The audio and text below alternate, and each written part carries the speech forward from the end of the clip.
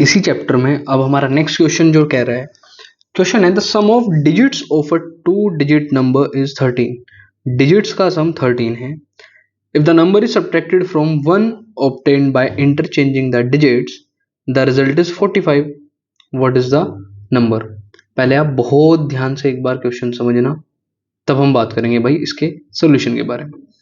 ये कह रहे कि sum of the digits of a 2 digit number is 13, और उसने बाद में एक बात और की है कि बाद में ये इंटरचेंज भी करेगा, बाद में ये इंटरचेंज भी करेगा डिजिट्स को। यानी डिजिट्स इंटरचेंज करने का मतलब सिंपल ये नहीं है, फॉर एग्जांपल अगर कहीं 45 लिखा है तो इसकी दो जो डिजिट्स हैं तो इसका मतलब ये नहीं है कि इसकी जगह 54 हो जाएगा।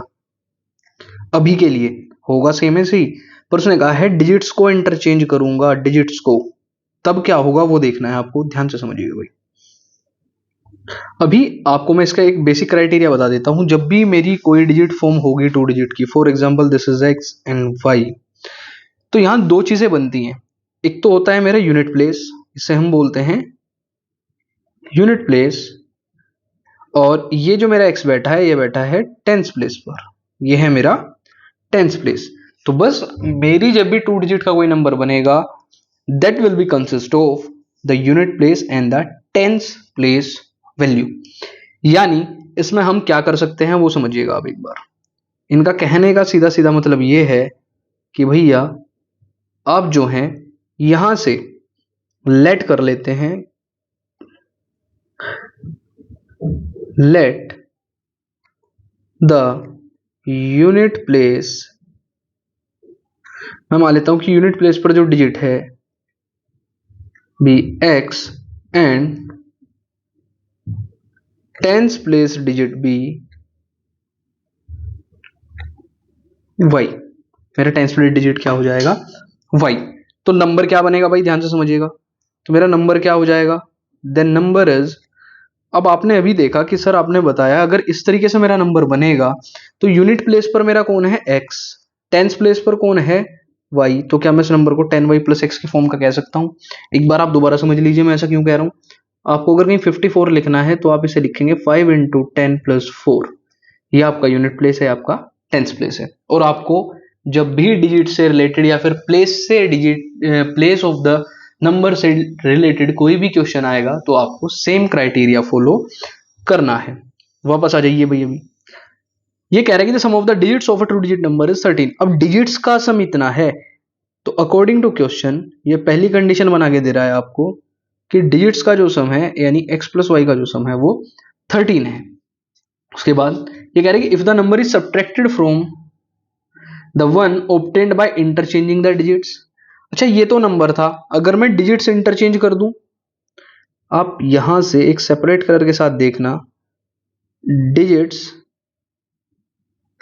इंटरचेंज, डिजिट्स इंटरचेंज करने के बाद जो मेरा नंबर बनेगा यानी यूनिट प्लेस की जगह टेंस और टेंस की जगह वंस यानी यूनिट, तो मेरा अब नंबर जो बनेगा वो बनेगा 10x plus Y.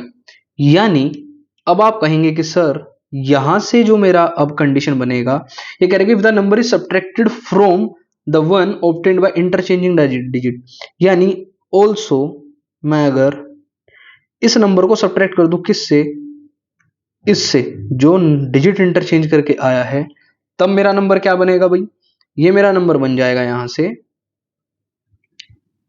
10y plus x, और यहां से माइनस करती है कितना आएगा, द रिजल्ट इज 45। अगेन आप देखेंगे क्या कह रहे हैं, if the number is subtracted from the one obtained by interchanging the digits the result is 45, the result is 40।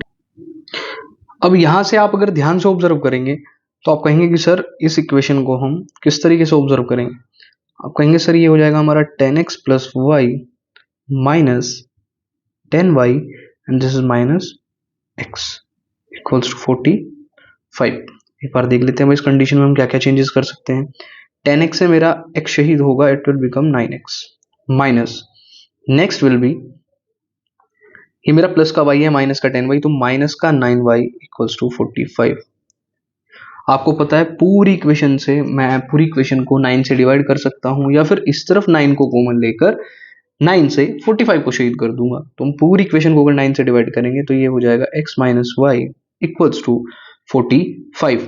x minus y और 9 से पूरी को डिवाइड करा है तो 9 5 जा 45। ये मेरी इक्वेशन यहाँ से सेकंड और ये थी मेरी कंडीशन फर्स्ट। अब आपने एक चीज तो ऑब्जर्व कर ली कि सर दोनों कंडीशन सिंपल है, यानी कोई भी कोफिशिएंट साथ में नहीं है, सिंपली वन है।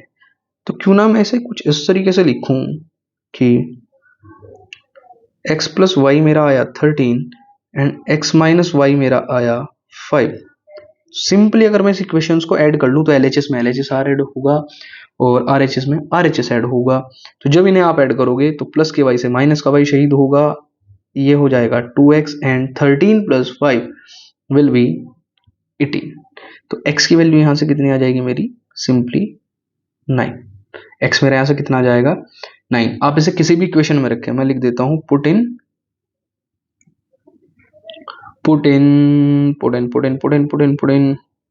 फर्स्ट कर देते हैं। चलिए तो x प्लस वाई 13 है तो y की वैल्यू हो जाएगी 13 माइनस 9, y मेरा हो जाएगा 13 माइनस 9, तो y की वैल्यू मेरी कितनी आ जाएगी 4। y की वैल्यू मेरी कितनी आ जाएगी 4।